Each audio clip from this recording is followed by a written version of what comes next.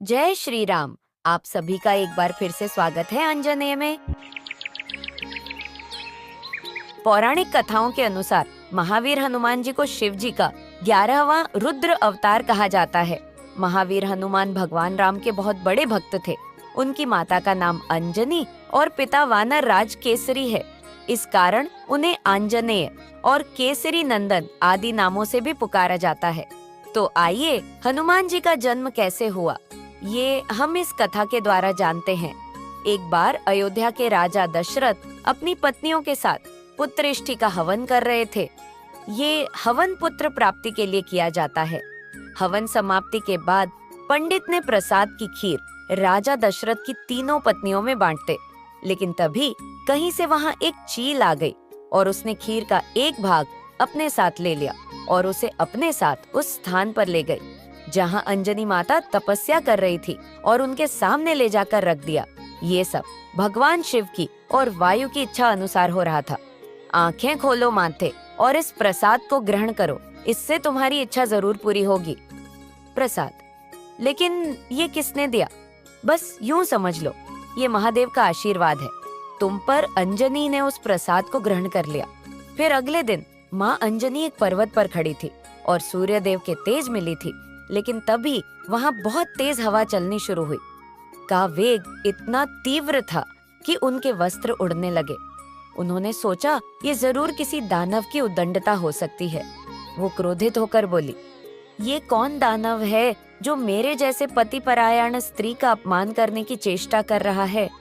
तभी वहाँ उनके समक्ष भवन देव प्रकट हुए और क्षमा याचना करते हुए बोले, देवी शांत हो जाए। दरअसल आपके पति को जो वरदान प्राप्त है उसके अनुसार आपको मेरे समान एक शक्तिशाली बलशाली पुत्र की प्राप्ति होगी। इसी वरदान को पूर्ण करने के लिए मुझे आपके शरीर को स्पर्श करना पड़ा। मेरे स्पर्श के माध्यम से रुद्र देव का एक अंश भी आपके शरीर में प्रवेश कर चुका है, इसलिए महादेव के अवतार के रूप में आपका पुत्र इस धरती पर जन्म लेगा। कुछ समय बाद पवन देव का कथन सही हुआ और महादेव ने हनुमान के रूप में कार्तिक मास की चतुर्दशा में वानर राज के यहाँ अंजनी माता के उदर से हनुमान जी के रूप में जन्म लिया। ऐसे ही कुछ महीने बीते। एक रोज हनुमान को जोर की भूख लगने लगी। मातेश्री, मुझे बहुत जोर की भूख लगी है, हमें कुछ खाने को दो ना, हम अभी तुम्हारे लिए फल लेकर आते हैं। लेकिन माँ अंजनी को आने में थोड़ी देर हो गई और हनुमान जी से भूख बर्दाश्त नहीं हुई। उनकी नजर पेड़ से झांकते हुए लाल सूरज पर गई। अरे वाह, ये तो कितना लाल फल है, निश्चित ही ये बहुत मीठा होगा।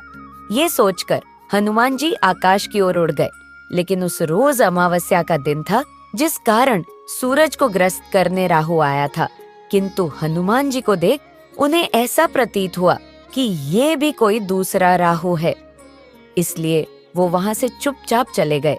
लेकिन हनुमान जी की भूख तो बढ़ती ही जा रही थी और वो सूरज की ओर बढ़ते चले जा रहे थे। तभी इंद्रदेव की नजर हनुमान जी पर पड़ी। कहीं यह बालक सूरज को निगलकर उसे अपना आहार न बना ले, मुझे इसे रोकना होगा। यह कहकर इंद्रदेव ने हनुमान जी पर प्रहार कर दिया और वो मूर्छित होकर गिरने लगे। तभी पवन देव ने वहां आकर उन्हें थाम लिया और गुस्से में उन्होंने हर प्राणी मात्र की वायु का संचार रोक दिया। तभी वहां सभी देव प्रकट हुए और उन्होंने पवन देव को ऐसा करने से रोका। फिर सभी देवों ने हनुमान जी को वरदान दिया। मेरा वरदान है कि ये अमित आयु रहेगा। मेरा वरदान है कि ये कभी भी वज्र से परास्त नहीं होगा।